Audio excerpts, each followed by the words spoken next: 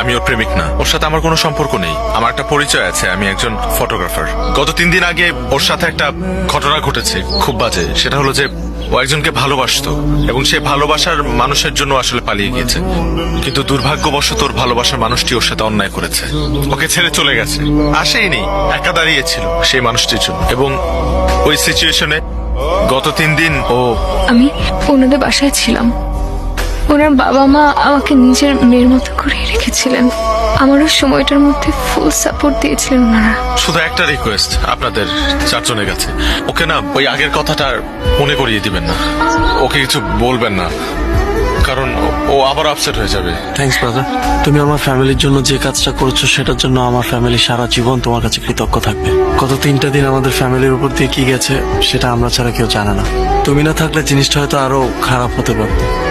এটা তোমার বাসা মনে করবা, তুমি আজকে থেকে আমার পরিবারেরই একটা অংশ। যখন মন চাইবে চলে আসবা।